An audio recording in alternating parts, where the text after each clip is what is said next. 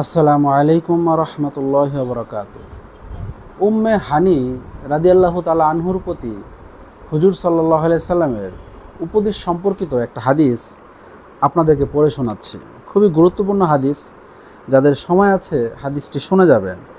হযরত উম্মে হানি বিনতে আবু তালিব রাদিয়াল্লাহু তাআলা আনহা বলেন, একবার হুজুর সাল্লাল্লাহু আলাইহি সাল্লাম আমার কাছে তাশরিফ আনলেন।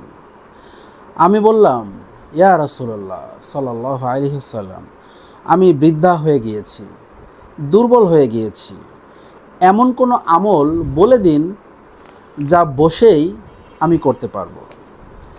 রাসূলুল্লাহ সাল্লাল্লাহু আলাইহি সাল্লাম ইরশাদ করলেন, তুমি 100 বার সুবহানাল্লাহ পাঠ করো, এতে তুমি ইসমাইল আলাইহিস সালামের বংশের 100 গোলাম আজাদ করার সওয়াব লাভ করবে। 100 বার আলহামদুলিল্লাহ বলো, এর সওয়াব আল্লাহর রাস্তায় সব ধরনের মাল সামানা, গদি, লাগামসহ 100 ঘোড়া দান করার সমান সওয়াব পাবে। 100 বার আল্লাহু আকবার বলো, এর সওয়াব 100 উট কুরবানি করার সমান সওয়াব পাবে। 100 বার লা ইলাহা ইল্লাল্লাহ পড়ো। বর্ণনাকারী আবু খলপ রহিমাল্লাহ বলেন, আমার ধারণা রাসূলুল্লাহ সাল্লাল্লাহু আলাইহি সাল্লাম এর সওয়াব আসমান ও জমিনের যত ফাঁকা জায়গা আছে সমস্ত ফাঁকা জায়গাকে নেকি দ্বারা পূরণ করে দেওয়া হয়। অতঃপর রাসূলুল্লাহ সাল্লাল্লাহু আলাইহি সাল্লাম বলেন, যেদিন তুমি এসব পাঠ করবে সেদিন তোমার চেয়ে বেশি সওয়াবের অধিকারী আর কেউ হতে পারবে না। অবশ্য কেউ যদি তোমার মতো কিংবা এর চেয়ে বেশি পরিমাণে এই আমল করে তবে ভিন্ন কথা। হযরত আবু রাফে রাদিয়াল্লাহু তাআলা আনহুর স্ত্রী হযরত সালমা রাদিয়াল্লাহু তাআলা আনহা রাসূলুল্লাহ সাল্লাল্লাহু আলাইহি সাল্লামের কাছে আরজ করলেন যে আমাকে কোনো সংক্ষিপ্ত ওজিফা বলে দিন যা খুব বেশি লম্বা হবে না। রাসূলুল্লাহ সাল্লাল্লাহু আলাইহি সাল্লাম ইরশাদ করলেন, আল্লাহু আকবার 10 বার পড়ো। এর জবাবে আল্লাহ তাআলা বলবেন, এটি আমার জন্যে। এরপর সুবহানাল্লাহ পড়ো 10 বার। এর জবাবে আল্লাহ তাআলা বলেন, এটি আমার জন্য। এরপর আল্লাহুম্মা গফিরলি পড়ো 10 বার। এর জবাবে আল্লাহ তাআলা বলেন, হ্যাঁ আমি মাফ করে দিলাম। সুবহানাল্লাহ।